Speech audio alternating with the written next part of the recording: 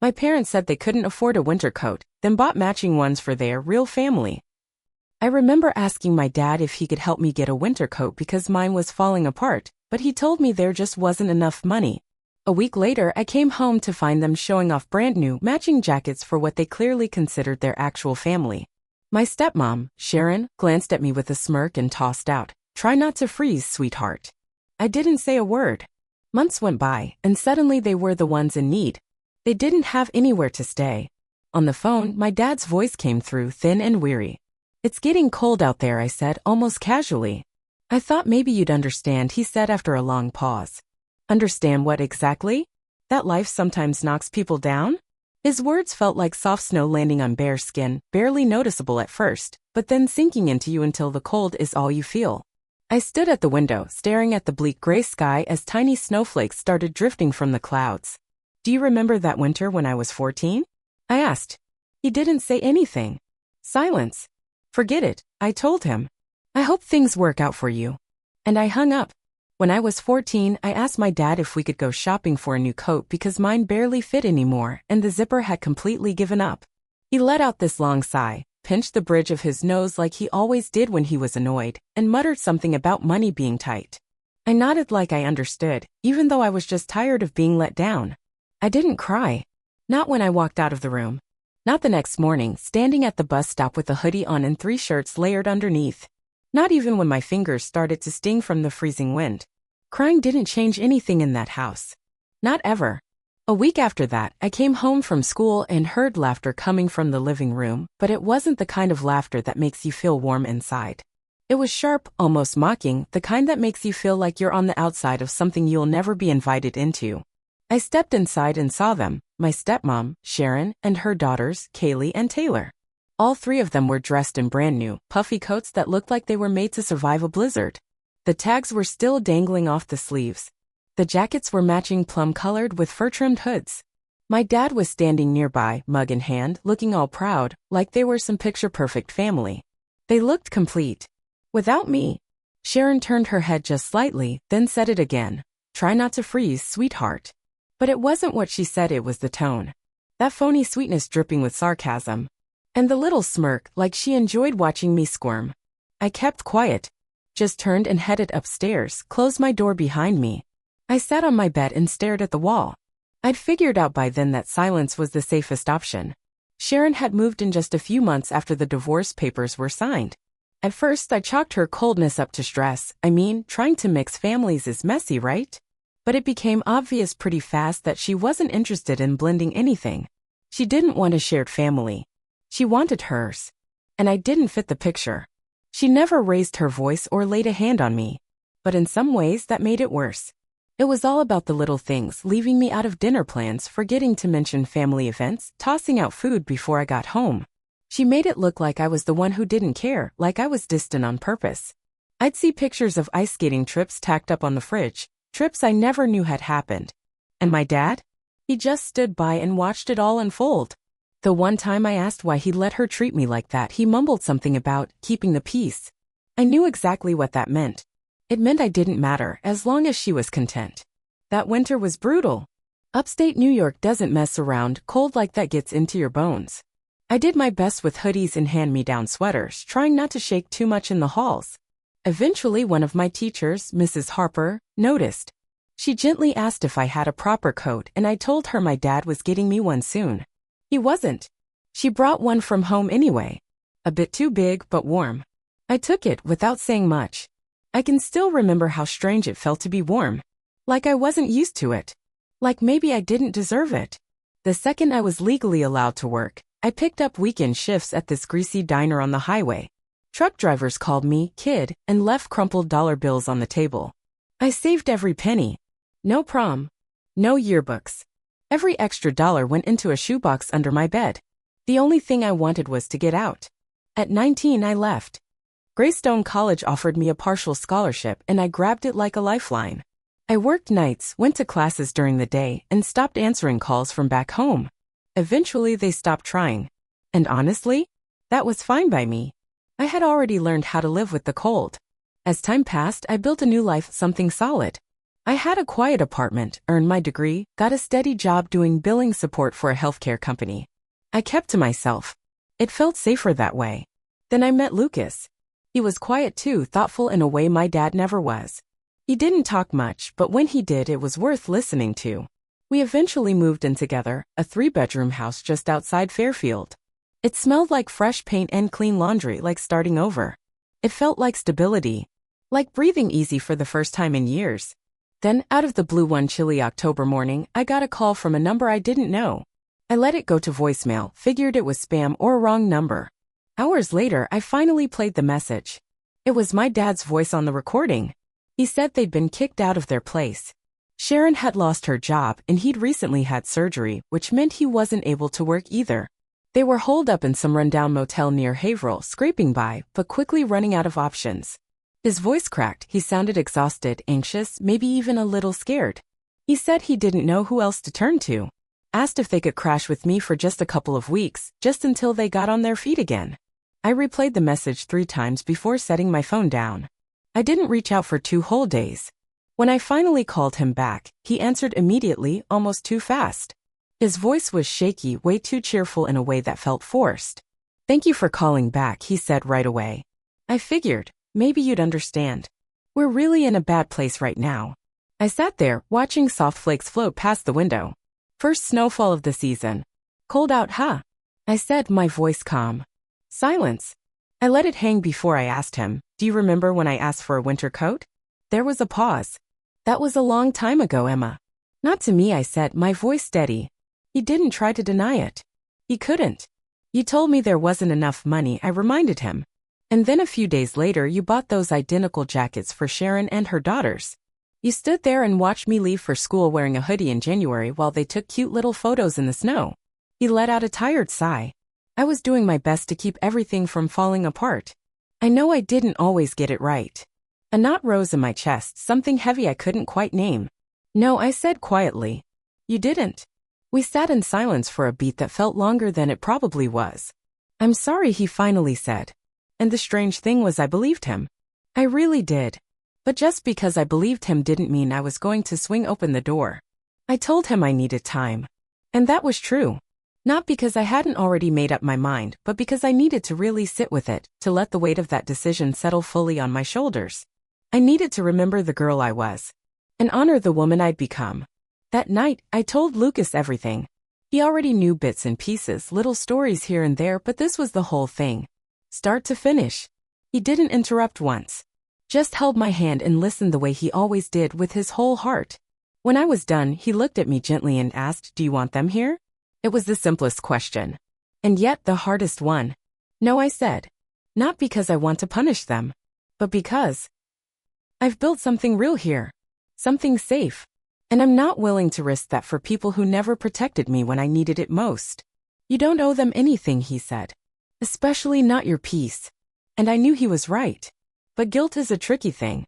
That old familiar ache crept back in, this deep-rooted belief that maybe, just maybe, I was being cruel for choosing myself. So I let a few more days slide by. The snow outside kept falling. I stayed busy baking banana bread I didn't feel like eating, scrubbing corners of the house that didn't need cleaning, and staring blankly at work emails I couldn't bring myself to answer. Then a letter arrived. It was postmarked from Haverhill. The envelope was a loud, bubblegum pink and smelled faintly like one of those department store perfumes you try to avoid in the mall. It was from Sharon. I opened it outside, like I was afraid of letting it into the house. It was brief, just a few short paragraphs. She said she was hurt and surprised that I'd ignore family crisis. Claimed it wasn't her fault money was tight back then, and accused me of clinging to resentment instead of offering kindness. Then she twisted the knife a little more, writing that I was becoming cold and bitter, just like your mother. I folded the paper slowly, creasing it with care before slipping it back into the envelope. I didn't cry.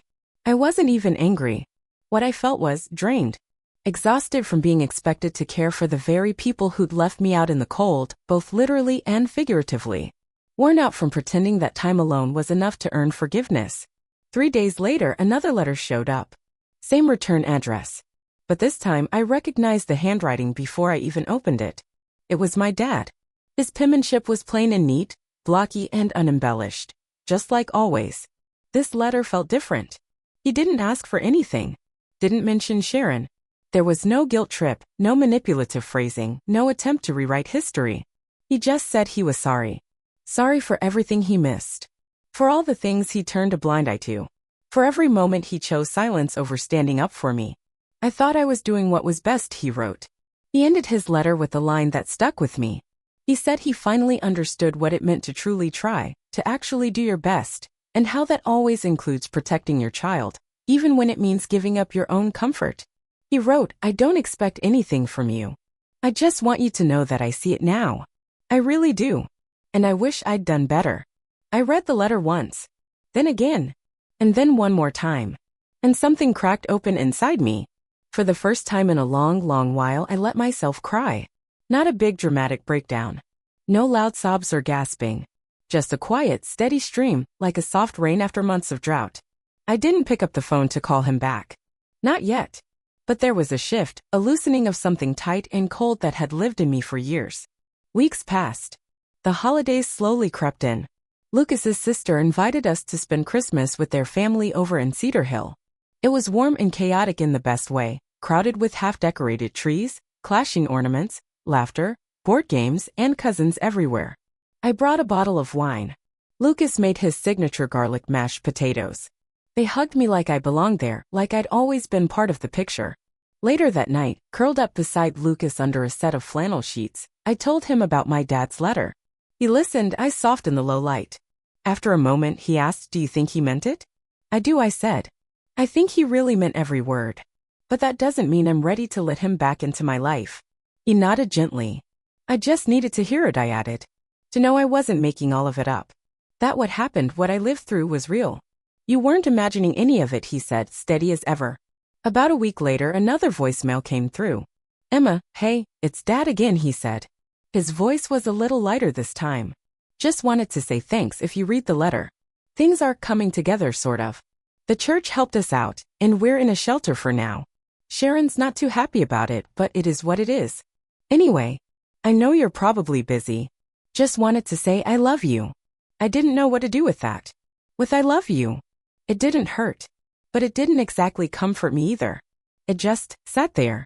A little pebble in the center of my chest. Not painful. Just there. I didn't respond. I didn't block him either. I just let it be. After the holidays, I eased back into my usual rhythm. Work picked up. Lucas and I started tossing around the idea of getting a dog. I found my way back into baking again, and this time I actually ate the bread. I went on long, quiet walks by myself. Sometimes through snow. Always bundled in the thick wool coat I'd saved up to buy for myself. Every time I zipped it up, I thought of that winter so many years ago. A younger version of me, standing at the bus stop with sleeves that didn't reach my wrists, watching a woman in a brand new jacket toss out a mocking smile. And I thought about how far I'd come since then. I thought about how, sometimes, protecting your peace means not opening the door, even when someone's out there shivering in the cold. The rest of winter passed without another word from him. No calls. No letters. And the quiet? It wasn't painful the way I'd expected it might be. It was more like when an old refrigerator stops humming, a silence you only really notice when it's finally gone. It felt peaceful. Still, I catch my mind drifting back to it sometimes, not from guilt, really, but more out of a quiet kind of wondering. Wondering what it meant to finally get a real apology from someone who once watched you be erased from your own home. Wondering what it might mean to accept it. Or to leave it unopened. Or just to let it rest there unresolved. Spring brought its own kind of motion. I started running again, just short stretches in the cool morning air. Lucas and I planted a few bulbs along the edge of the backyard. Work got busier. I was invited to join a leadership group at my company, and I said yes. Life was gently, quietly moving forward. Exactly how I'd always hoped it would. Then one afternoon in the middle of a Zoom meeting, my phone lit up. I saw Lucas walk into the room. He mouthed, "It's your dad." I blinked, held up a finger, and calmly wrapped up the call. Smiling, nodding, clicking end. Then I just sat there, staring at the screen, not moving. I didn't call him back that day. Or the one after. 2 days later, another voicemail. "Hey Emma. I know it's been a while. I wasn't gonna call again, but I thought you might want to know we're moving out of the shelter. Got approved for a little subsidized apartment just outside Milltown. It's not much, but it's something. I'm starting physical therapy next week. A pause. I know things are complicated between us. Just wanted you to know we're okay now. That was it. No strings. No guilt. No mention of Sharon. No plea for help. I listened to it a few times before deleting it. Not because I was mad, but because I genuinely didn't know what I was supposed to do with it. A few weeks later, while browsing the farmer's market in downtown Fairfield, I ran into someone I hadn't seen in what felt like a lifetime. I was standing at a honey stand, comparing clover and wildflower varieties, when I heard someone behind me say, "Emma?" I turned around. There she was, an older woman with a long silver braid and warm, familiar eyes. Mrs. Harper. It took me a moment to recognize her. She looked older, sure, more lines around her mouth, a little thinner, but that calm, kind presence hadn't changed one bit. Her voice still had that soft steadiness I remembered. "Mrs. Harper?" I asked, a surprised laugh catching in my throat. She grinned wide and pulled me into a hug, warm and real. "You look wonderful," she said, pulling back. "So grown up." We stood there for a while, catching up amid the smells of fresh basil and ripe tomatoes, our canvas bags bumping against our sides. I told her I lived nearby now, worked in healthcare, had a partner. She gave me this look, one part relief, one part knowing, and said gently, "I always hoped you got out of that house. You deserved better. Way better than what they gave you." I nodded. My throat tightened a little, but I managed to keep my voice level. "I did get out." Her face softened even more. "I'm proud of you," she said. "I don't know if anyone's ever said that to you before, but I want you to hear it now. I'm proud." The certainty in her voice hit me like a warm breeze after a bitter cold day. My eyes stung before I even realized I was crying. "Thank you," I whispered. We hugged again. And then she drifted off, blending into the bustle of the Fairfield market like a quiet spirit from another life. It wasn't a huge moment. Not flashy or dramatic. But it opened up something in me that had been shut tight for years. A forgotten little door in a dusty part of my heart. That night, Lucas and I sat on the porch, a bottle of wine between us, soft jazz floating from the kitchen window, string lights glowing above. "I saw Mrs. Harper today," I told him. He looked up and smiled. "You've mentioned her before, right? The coat lady." I laughed, the sound light and real. "Yeah, the coat lady. She was always kind to you," he said. "She saved me in small ways. Quiet acts no one else even noticed." I replied. We sat there in quiet for a while, sipping and letting the evening settle around us. Then Lucas asked, "Do you think you'll ever talk to your dad again?" I shrugged. "Maybe. I'm not sure." He didn't push. He never did. "But if I do," I added slowly, "it'll be on my terms. No Sharon. No guilt trips. Just two people who understand that not every story gets a second chapter. And sometimes," I said almost to myself, "you don't even want one." Summer arrived like a slow breath. The tulips we'd planted bloomed in bursts of pink and orange, streaked with little flashes of white. We finally got the dog we'd talked about. Molly, a scrappy little rescue who barked at everything that moved and chewed every slipper we owned. She was loud, a bit of a menace, and absolutely perfect. We built a small life around that kind of chaos, the kind that felt real and safe and ours. And then in July a new letter showed up. This one wasn't from Sharon. And it wasn't from my dad either. It was from Taylor. Her handwriting was tiny, careful, like she'd measured every word before writing it down. She started with, "You probably don't want to hear from me. And I wouldn't blame you." I almost stopped reading right there. But something told me to keep going. She wrote about being 11 that winter, the winter of the matching coats. How she hadn't understood back then. How she thought I was just cold or angry or uninterested. "I've thought about it a lot over the years," she wrote. "And I get it now. You were just trying to survive." She said Sharon had turned out to be just as hard on her too. That Kaylee hadn't spoken to their mom in years. That whatever illusion they once called a family had fallen apart long before they lost their home. "I guess I just wanted to say I'm sorry," she wrote. "I wish I'd known. I wish someone had stood up for you. I hope you're okay." I folded the letter slowly and just sat with it. Taylor had never been cruel. Not really. Just unaware. Just a kid stuck in a messy house, trying to make sense of it all like the rest of us. I didn't know if I'd write back. Maybe someday. But for now, I slid her letter into the same drawer where I kept my dad's. Not to bury it, Not out of bitterness, but out of peace. There was something in Taylor's letter I didn't expect. Not hurt, not anger. Just recognition. Quiet validation.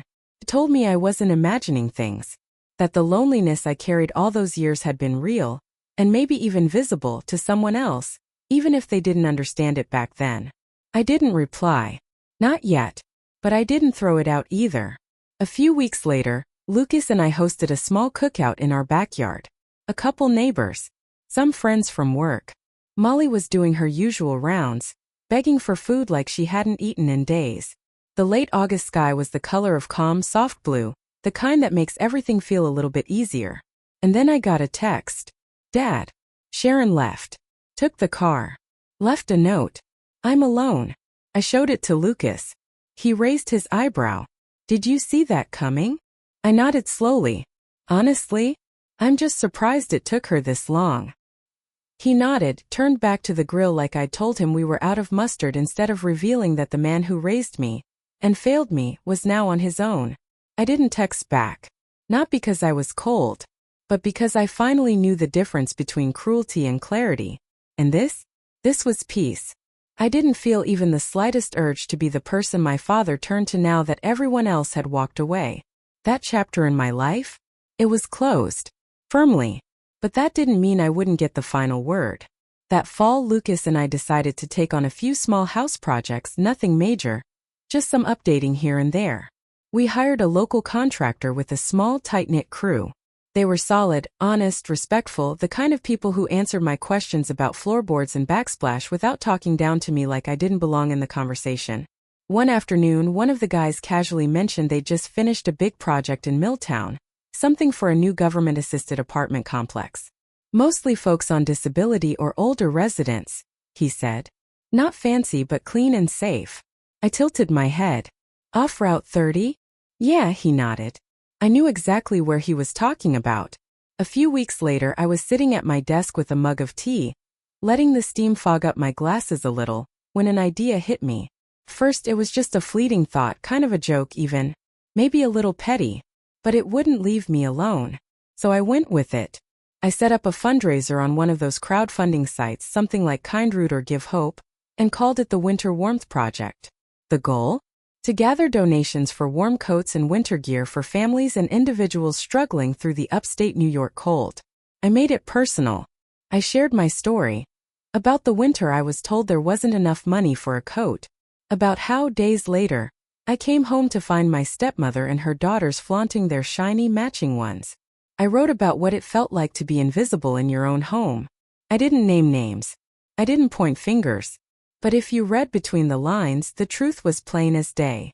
I partnered with a women's shelter and a center for families in Fairfield. Every dollar would go straight into buying coats, boots, gloves, real warmth for people who needed it most. Then I hit publish. First it was quiet, just a few donations here and there. $10, 20. Then someone shared it on Twitter. A local journalist reached out for an interview. After that, it took off. By mid-November, the fundraiser had passed $16,500. We used part of the money to buy coats from a women-owned company in Maple Ridge that specialized in bulk orders for shelters. That month alone, we delivered more than 250 coats. And the very first delivery went straight to that new housing complex in Milltown. Box after box, each one labeled Winter Warmth Project, handed to the community coordinator. I didn't go there myself. I didn't need to. I already knew. That night, Lucas and I ordered takeout and popped a bottle of champagne. We curled up on the couch, clinking our glasses in celebration. I hope he sees them, Lucas said quietly. I hope he remembers telling me no, I replied. And then watching someone else laugh while I froze. It wasn't revenge. I didn't wish him harm. I just wanted him to know. To really see. That I hadn't succeeded in spite of him. I had done it without him. That I'd taken the cold he left me in and turned it into something real. Something warm. That I'd become the woman I once needed so badly and given that version of me a voice. A week before Christmas, I got a card in the mail. Just a plain one. No glitter. No stickers. No Hallmark poetry. Inside, there was a short note written in handwriting I knew by heart. I saw the boxes. I knew right away. You built something beautiful. You always deserved better. I'm sorry. Dad. I sat there with the card in my hand for a long while. Then I placed it gently on the kitchen table and walked into the other room, where Lucas was stirring something over the stove. He looked up. You okay? I nodded. Yeah, I said, smiling softly. I think I am. We ate dinner. We watched some old movie we'd seen a dozen times. Molly curled up between us like always, snoring like it was her job. Outside, snow had begun to fall again, quiet and light, covering the world in white. But this time I wasn't cold. And I wasn't alone.